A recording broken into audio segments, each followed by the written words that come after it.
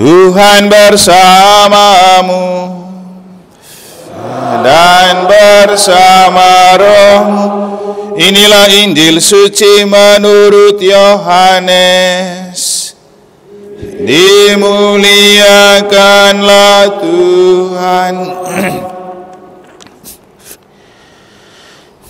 Dalam amanat perpisahannya, Yesus berkata kepada murid-muridnya, "Janganlah gelisah hatimu. Percayalah kepada Allah, percayalah juga kepadaku. Di rumah Bapa-Ku banyak tempat tinggal. Jika tidak demikian, tentu Aku sudah mengatakannya kepadamu. Sebab Aku pergi ke sana untuk menyediakan tempat bagimu. Dan apabila Aku telah pergi ke sana dan telah menyediakan tempat bagimu, Aku akan datang kembali dan membawa kamu ke tempatku, supaya di tempat Aku berada, kamu pun juga berada. Dan kemana Aku pergi, kamu tahu jalan ke sana." Kata Thomas kepadanya, "Tuhan, kami tidak tahu kemana Engkau pergi. Jadi, bagaimana kami tahu jalan ke sana?" Kata Yesus kepadanya, "Akulah jalan, kebenaran, dan hidup. Tidak ada seorang pun dapat datang kepada Bapa kalau tidak melalui Aku."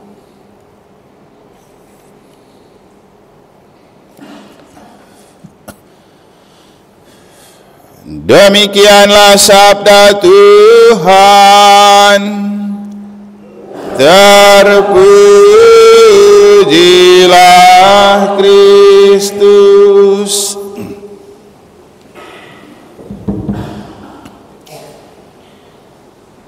Para suster, Bapak Ibu, saudara-saudari, adik-adik dan anak-anak sekalian yang saya kasihi dalam Tuhan. Ketika Real Madrid sudah menjuarai Liga Champions melawan Dortmund pada hari Minggu, Hari Raya Tubuh dan Darah Kristus, mereka kembali ke Madrid. Dan ternyata sampai di Madrid, mereka membawa trofi Liga Champions itu ke sebuah gereja Bunda Maria di kota Madrid. Hal ini mereka lakukan karena ternyata Real Madrid ini satu klub besar yang sangat berdevosi kepada Bunda Maria, dan setiap kali mereka mau mengadakan pertandingan, terutama Liga Champions, mereka selalu minta doa di sebuah gereja Bunda Maria di kota Madrid. Kalau memang kita menelusuri nama stadion mereka juga kan Santiago Bernabeu, itu seperti Santo Bernardus kalau tidak salah. Apa yang kita mau maknai dari apa yang dilakukan oleh Real Madrid? Ternyata untuk mendapatkan trofi hebat di dunia, Anda perlu ke gereja. Anda perlu dekat dengan Bunda Maria. Di dunia kita bisa meraih banyak trofi kesuksesan. Tapi ingat kata Romo Deni tadi malam di akhir khotbah ketika mengutip kata-kata Mother Teresa, kita hidup tidak untuk sukses, tapi kita hidup untuk setia. Maka trofi terbesar dalam hidup adalah kesetiaan. Kesetiaan tidak hanya memberikan kita aneka trofi di dunia, tetapi juga kesetiaan membuat kita dianugerahi trofi surgawi. Paman Bagia adalah orang yang telah hidup dengan setia. Setia kepada Tuhan, setia kepada gereja, setia kepada Bunda Maria, setia kepada pasangan, setia kepada anak-anak. Karena kesetiaan yang telah ia miliki, saya rasa pantas mendapat trofi. Trofi di dunia, kematiannya dimahkotai oleh banyak orang yang hadir dari mana-mana. Coba Anda lihat, dari setiap misa penguburan yang kita lakukan, mana paling banyak umatnya? Tentu ini adalah mahkota yang pantas dia dapatkan karena dia dekat dengan Tuhan, mengabdi kepada gereja, dekat dengan Bunda Maria. Yang ada ini kan pasti orang-orang yang tahu dan pernah mengecap pelayanannya lewat gereja, juga karena kelompok Legio Maria. Dia walaupun kurus, krempeng, tua, sakit-sakit, dengan mobil tua, Dimanapun ada pertemuan Legio Maria selalu datang. Pertanyaannya, apakah orang ini tidak sibuk? Apakah orang ini tidak punya pekerjaan? Terus bagaimana dia bisa hidup? Dengan ini saya mau mengatakan Bapak Ibu, orang yang sangat sibuk di dunia sampai lupa ke gereja, lupa berdoa, lupa misa, Bapak Ibu, belum tentu kita mati, apapun jenis kesibukan dan pendapatan kita akan memahkotai kematian kita.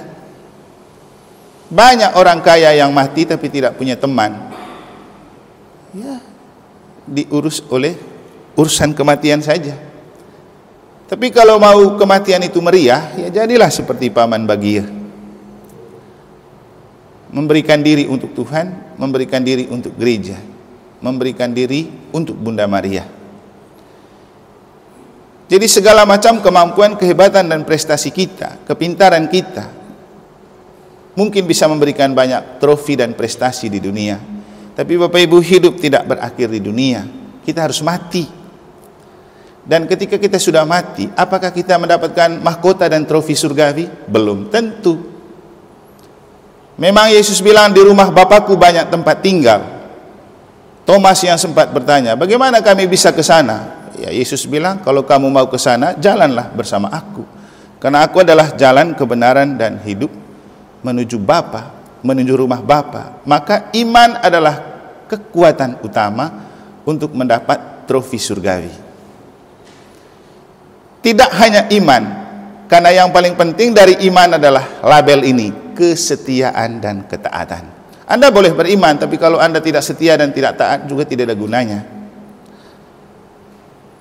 Kesetiaan dan ketaatan itu sangat-sangat penting, karena ialah yang menentukan segala hal yang lain.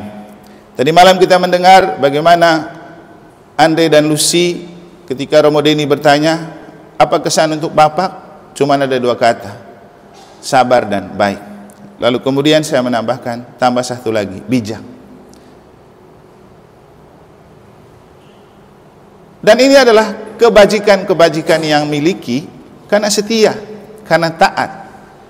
Tidak mungkin ia jadi seorang yang sabar kalau tidak punya kesetiaan dan ketaatan kepada istri. Apalagi kan Romo Denny bilang, istri walaupun agak cerewet-cerewet tapi Paman Bagia tetap setia, tetap sabar. Jadi dia sabar karena dia taat dan setia kepada istrinya.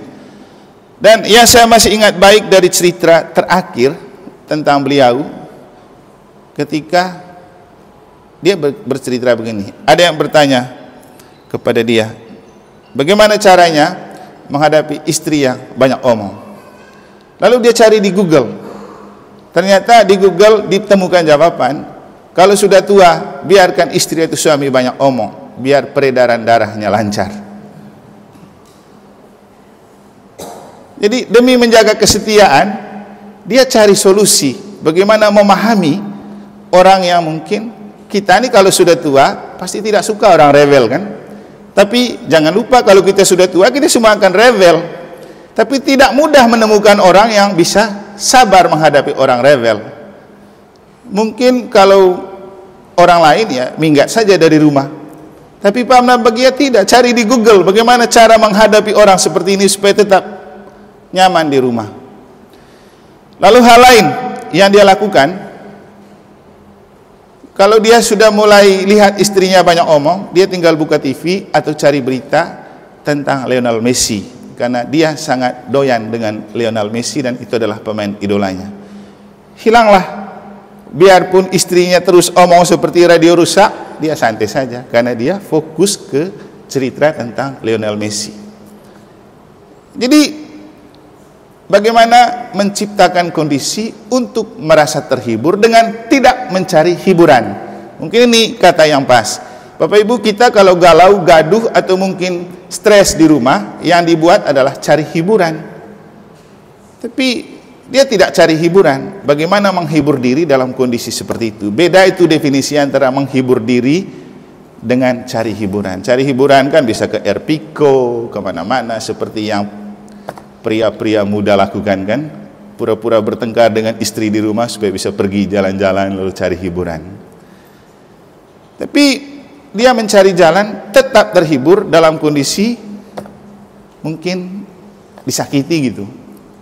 Tapi lagi-lagi tidak mungkin orang bisa bertahan seperti ini kalau tidak ada ketaatan dan kesetiaan. Maka ketaatan dan kesetiaan adalah kunci. Kalau Real Madrid saja, klub besar dan kaya yang mau menggapai trofi Liga Champions dengan taat dan setia ke gereja dan Bunda Maria, apalagi kita ini yang ngaku Katolik. Jangan jadi Katolik tempelan. Seringkali saya mengatakan, jadilah Katolik ranting, jangan Katolik benalu. Katolik ranting itu tahu seperti ranting, dia baru bisa hidup kalau menerima makanan dari pohon. Tapi Katolik benalu, dia tidak tahu malu. Dia nginap di pohon itu, dia makan kekuatan dari pohon itu. Pohonnya mati, dia hidup, dia tidak peduli, dia tidak malu. Artinya, Katolik yang tempel-tempel saja. Kalau hari raya baru datang, tempel. Kalau ada kebutuhan sakramen baru ke gereja, tempel. Setelah itu hilang lagi. Bapak Ibu, ingat, kesetiaan dan ketaatan itu bicara tentang rutin mengikuti sesuatu, apapun kondisinya. Itulah kesetiaan dan ketaatan. Apapun kondisinya tetap setia dan taat. Dan itulah yang telah ditunjukkan oleh Paman Bagir. Kita tahu seperti apa beliau. Tampak seperti kurang gizi, tetapi semangatnya tetap tinggi. Terakhir saya dengar cerita dari Andre, dia diajak untuk ikut terima komuni pertama cucunya, ya, pas hari raya tubuh dan darah Kristus di Jawa. Tapi karena dia sudah sakit, nggak jadi. Lalu Andre disuruh ke sini dan cucunya sekarang ada di sini. Kenapa dia tidak pergi ke sana?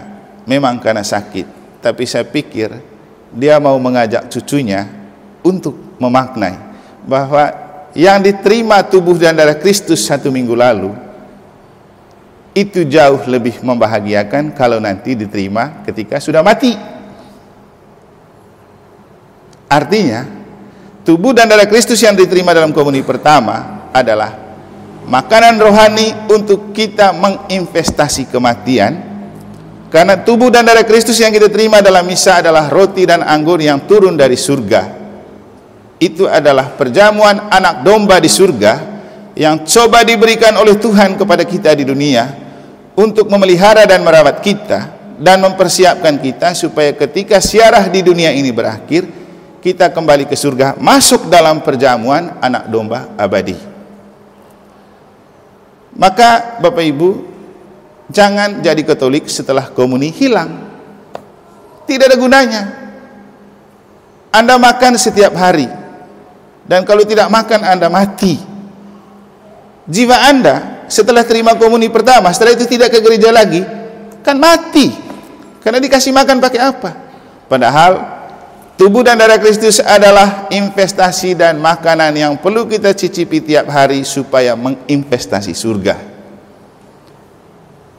Nah, tadi saya bilang istimewanya jadi Katolik itu apa? Coba cari di mana-mana. Di mana Anda dirayakan dengan seperti ini kalau mati? Cuma di Katolik. Nah, kita pikir-pikir lagi. Yesus bilang, di rumah Bapa itu banyak tempat tinggal, tapi kalau kamu mau ke rumah, berjalanlah bersama aku. Dalam misa kan kita terima tubuh dan darah Kristus. Kalau Yesus sudah sering masuk dalam tubuh dan darah kita, dalam komuni yang kita terima, apa yang kita takutin? Pasti kita berjalan bersama Yesus. Makanya kepada umat di negara juga saya bilang, kalau kamu sakit atau rasa mau mati atau sudah tua, lebih baik masuk di rumah sakit umum Kertayasa. Kenapa? Nanti setiap hari dikasih komuni sama suster. Itu kan bekal. Sama-sama pakai BPJS kan? Tapi Anda sayang nggak jiwa Anda? Ya, juga gampang nanti Romo pergi kasih minyak suci ke sana. Jadi kita ini kalau kondisi sudah tidak kuat, Bapak Ibu, rohani itu penting untuk dirawat dan dijaga. Jadi kesetiaan dalam iman akan Yesus itu kata kunci untuk meraih trofi di surga, dan kesetiaan dekat dengan Bunda Maria itu juga jaminan yang paling penting untuk kita mendapat trofi di surga.